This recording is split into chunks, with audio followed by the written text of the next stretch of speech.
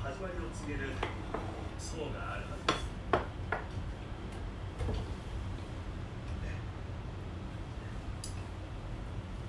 見つけました。境目がはっきりと分かります。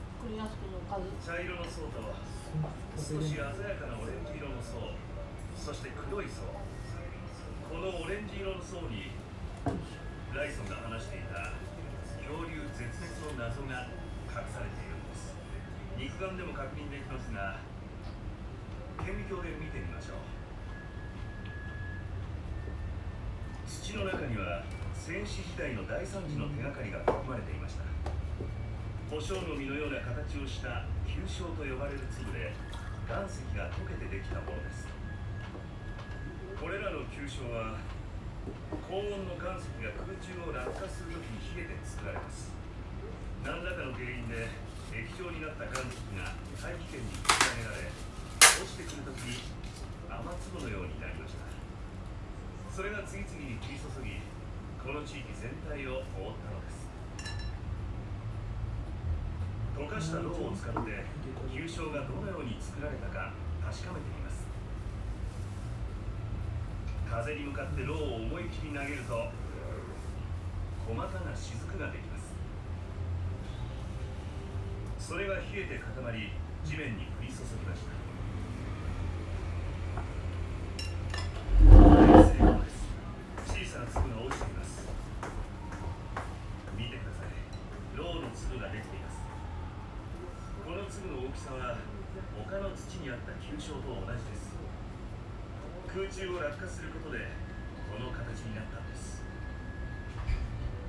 岩石を溶かし空中に吹き上げることができるのは火山の噴火か小惑星の衝突だけです。どちらでしょう。 KPG 境界層にその答えが隠されていました。この層からはイリジウムという金属が見つかります。とても重い金属で地球では主に中心部にあります。イリジウムは地表にはあまり存在しませんが、小惑星には多量に含まれています。そのイリジウムが見つかったということは、巨大な小惑星が地球に衝突したに違いありません。これは1980年に地質学者のグループが提唱した説です。計算の結果、地球に衝突した小惑星の直径は10キロほどだったと発表しました。30年ほど前、この説は物議を醸し、すぐに反論する人々が現れました。それほど大きな小惑星が衝突したなら、巨大なクレーターが残っているはずだというのです。地球全体にイリジウムを含む地層があることは確認できたものの、小惑星が衝突した場所は見つかりませんでした。古いクレーターをどのようにして探せばよいかもわからなかったのです。そこで彼らは比較的新しいクレーターを使って宇宙から隕石が落下した時、地表にどんな痕跡が残るかを調査しました。これは5万年ほど前に隕石の落下でできたクレーターです。地質学的にはつい最近ですね。この辺りは乾燥していて保存状態が完璧なため、隕石の衝突とクレーターの関係を研究するには絶好の場所と言えます。アリゾナ砂漠に直径およそ 1.2 キロ、深さ150メートルほどの巨大なクレーターが口を開けています。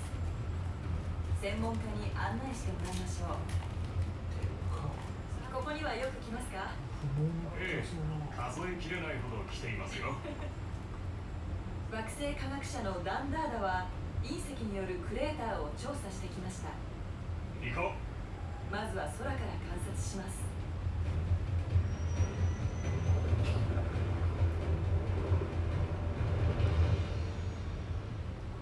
うわ、すごいですね。ええ、空から眺めると様々なことに気づきます。このクレーターを作った隕石はどれくらいの大きさでした？多くの場合、衝突物の大きさの15倍ほどのクレーターができます。衝撃でね。ただし、このクレーターの衝突物は比較的小さく、わずか30メートルでした。クレーターのへりに乗っているあの岩ぐらいの大きさです。すごいですね。ええ、およそ6500万年前に地球に衝突した小惑星は直径10キロ近くもある巨大なものでした。その時にできたクレーターはこのクレーターの100倍以上の大きさになるため、上空から見つけるのは難しく、他の手がかりを探す必要がありました。岩石自体に衝突の痕跡は残っていますか？いい質問ですね。岩にも衝突の痕跡があります。地上に戻って岩を見ながら説明しましょう。ダーダが私に見せたいという岩石はクレーターのヘリあたりで多く見つかるそうです。ありました。これを見てください。何か特別なものなんですか？クレーターの底にあった岩が今はここにあります。ええ。クレーターから吹き飛ばされました。砂糖の粒が固まっているような状態です。なるほど。打ち付けてみてください。そうです。お、すごいでしょ。衝突した時のエネルギーで粉々になってしまった岩です。つまりここにある砂粒は岩の粉と言えるんです。隕石が地面に激突したエネルギーで衝突の衝撃でね。粉砕されたんですね。岩石の姿をこれほど激しく変えてしまう現象は小惑星の衝突しかありません。そこで科学者たちが KPG 境界層を調べてみると、衝撃石英と呼ばれる鉱物が見つかりました。この画像には急衝やイリジウムとともに衝撃石英が写っています。世界に広く分布するイリジウムと違い、衝撃石英はクレーターの近くにしか存在しません。それがクレーター探しの鍵となります。衝撃石英が多く存在する場所を探し出せればクレーターに近づけます。衝突した場所の目印になるということですか？その通り。これから君が向かうカリブ海では大量の衝撃石英が見つかっているから、あのエリアのどこかに衝突場所があるはずです。地質学って本当に面白い。カリブ海は幻のクレーターを探す科学者たちの注目を集めました。かつてこの海岸沖で集められたデータが1990年に見直され、ついに調査が実を結びます。その海岸に向かってみましょう。メキシコのユカタン半島のシクシュルーブという村の近くにある海岸です。1940年代から油田を探す石油会社がこの辺りを調査していました。調査データを見直した地質学者は驚くべきことに気づきました。これがユカタン半島だとします。ここに幾重ものリングが確認できたんです。外側の直径は160キロ以上です。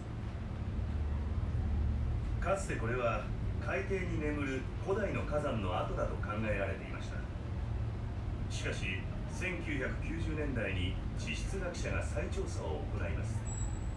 データを見たある地質学者が小惑星の衝突跡だと気づいたんです。クレーターの証拠を求めて問題の場所の真ん中あたりを潜ってみます。沖合400メートルほどなのですぐに到着するでしょう。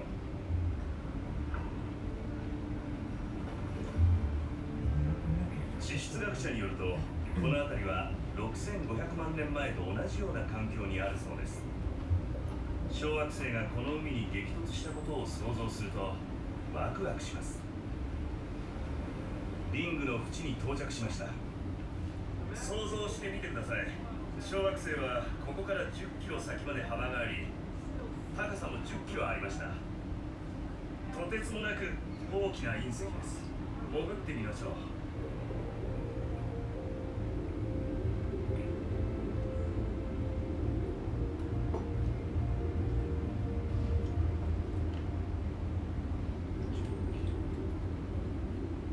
平らな海底しか見えません。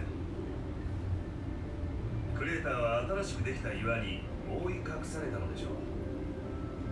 90年代、科学者たちの調査はこの岩に阻まれました。クレーターは半分は海底に、半分は陸の地中に埋もれていたのです。地中に埋もれたクレーターを調査するため地質学者たちは古代文明の栄えた地に向かいました。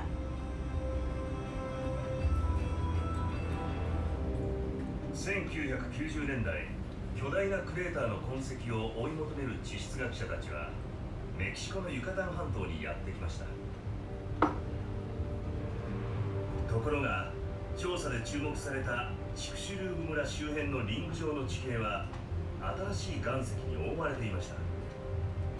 しかし調査の邪魔をする岩石がクレーターの存在を証明する鍵となるかもしれません。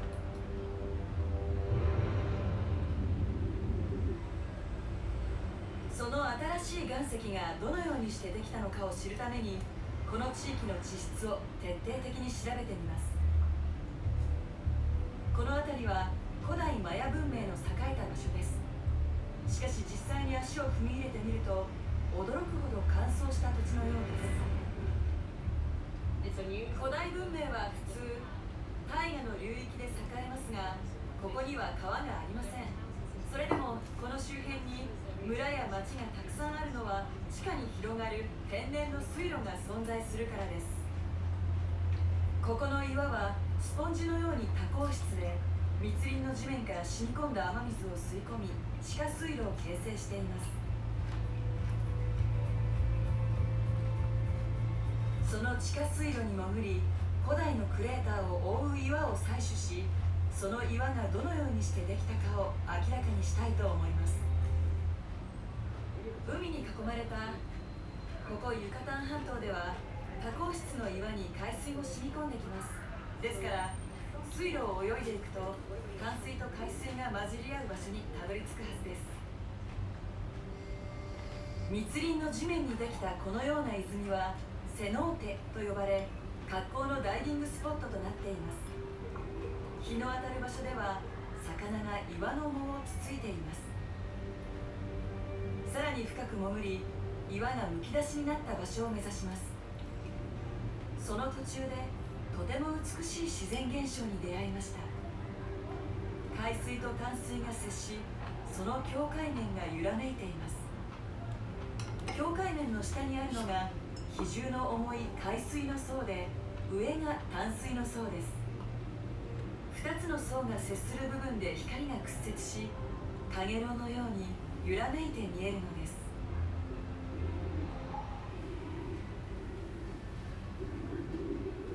さらに深くまで潜っていくと、光は届かなくなり、岩の表面を調査しやすくなります。この岩はどんな性質で、なぜクレーターを覆っているのか調べるチャンスです。大きなサンゴや大昔に命を落とした貝の殻など、海の生き物の化石が見られます。この岩は古代の海の堆積物が固まった石灰岩に他なりません。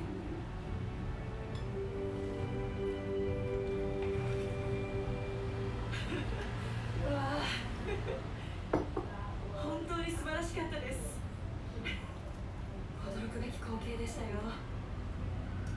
水中の岩石が石灰岩であることから、衝突の後何が起きたか想像できます。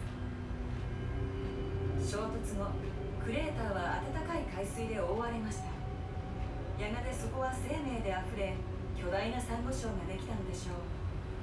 そのサンゴ礁の残骸が積み重なり、数千万年後、ユカタン半島が生まれたのです。そして今から数千年前、マヤの人々が住み着きました。水があるところには命が宿ります。ここではセノーテのおかげでマヤ文明が栄えました。でも実は一部のセノーテは小惑星の衝突場所に関する重要な手がかりを与えてくれます。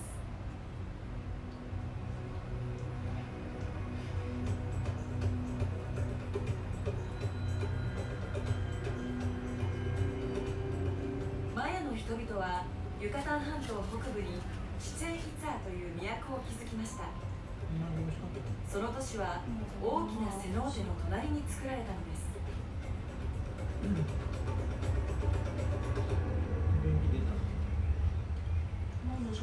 これは聖なる泉という名前のセノーテで、生贄の泉とも呼ばれています。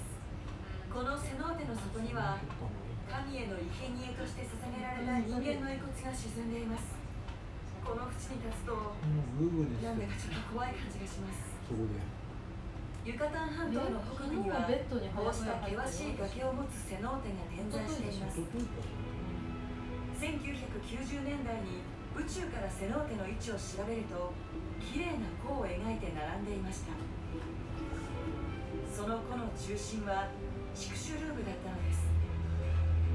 こうして地中にクレーターが埋もれていることが証明されました。ではセノーテはどのようにしてできたのでしょう。まずクレーターの縁に海の堆積物やミネラルが積もり、数百万年後それを石灰岩が覆いました。やがて中の結晶が溶け空間ができると、その上の岩が徐々に崩れ穴が開いたのでしょう。すごい合ってるね。体が全然楽になったの。地質学者がセノーテの位置をつないで算出したクレーターの直径はおよそ180キロ。これは直径10キロの小惑星の衝突跡として適切な大きさです。今までしばらく行ってなかったじゃん。1991年クレーターの岩が掘り出され衝突の事実が確かめられました。行ってはこって行ってはその衝突で生物の 70% が絶滅したと言われています。そういう意味では一番効く、治ってるって感じがする。とてもすごい整ってくる、整えてくれてる。